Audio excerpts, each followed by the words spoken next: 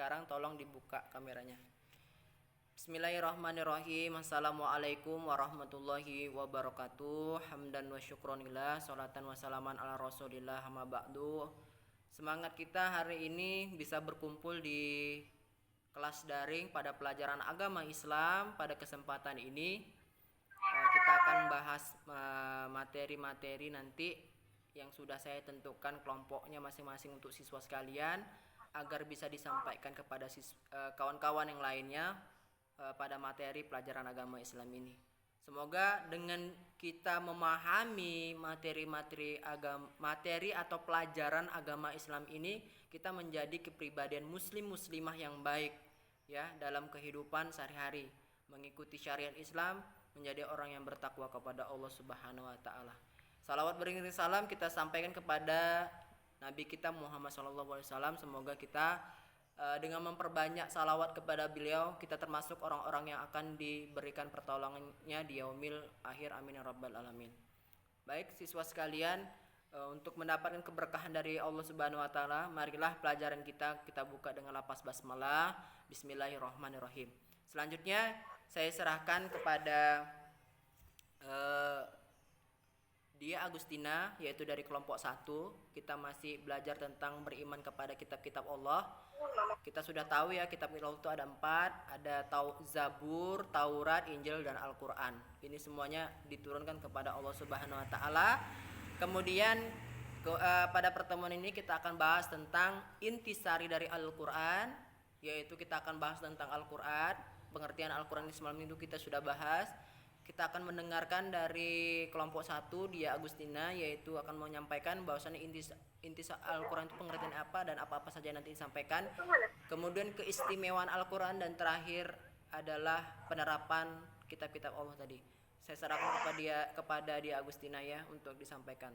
Dipersilakan.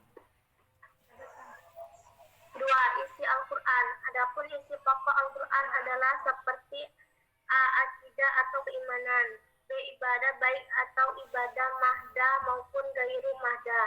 Akhlak seorang hamba adalah khalik kepada sesama manusia dan alam sekitarnya.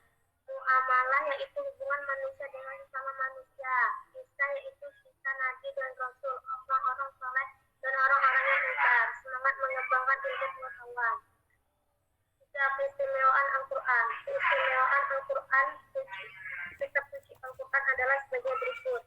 A. Sebagai petunjuk dan rahmat bagi orang-orang yang beriman dan bertakwa, sebagai informasi kepada setiap umat bahwa Nabi dan Rasul terdahulu mempunyai aturan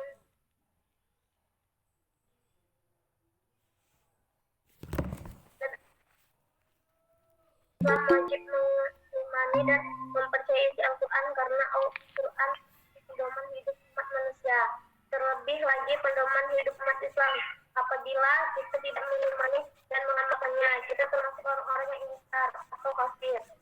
Cara mengamalkan isi Al-Quran adalah dengan mempelajari cara belajar dan membaca mengaji, baik melalui ikrah, dirasi, atau yang lainnya. Kemudian mempelajari artinya, menganalisis isinya, dan mengamalkannya. Menerapkan perilaku mulia. Bagi orang yang beriman kepada kitab-kitab Allah Subhanahu wa taala, ia akan melakukan perilaku mulia sebagai berikut. 1. Meyakini bahwa kitab-kitab suci sebelum Al-Quran datang dari Allah Subhanahu wa taala. 2. Al-Quran sudah dijaga kemurniannya oleh Allah Subhanahu wa taala sampai sekarang.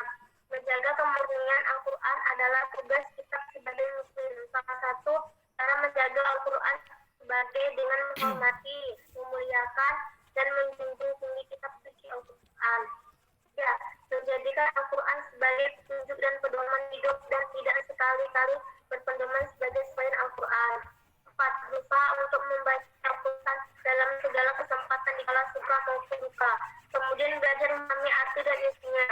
Berusaha untuk mengamalkan isi Al-Quran di dalam kehidupan sehari-hari, baik di waktu sempit maupun waktu lapang. Kita sebagai umat Islam wajib meyakini dan mempercayai semua kitab-kitab Allah Subhanahu wa taala, baik Taurat, Zabur, Injil, dan Al-Quran. Keimanan kepada kitab-kitab selain Al-Quran dilakukan dengan cara menghormati dan menghargai keyakinan mereka. Tetapi keyakinan terhadap Al-Quran bukan hanya sekedar percaya di dalam lisan dan hati saja, tetapi juga diwujudkan dalam perilaku kita sehari-hari. Keselamatan dan keselamatan hidup baik dunia maupun di akhirat dapat kita raih apabila kita menjadi Al-Quran sebagai pedoman dalam menjalani hidup sehari-hari. Mari kita mulai saat ini untuk menjadikan Al-Quran sebagai pedoman hidup dengan cara membaca, mempelajari, mengkaji, dan mengamalkan isi kandungannya.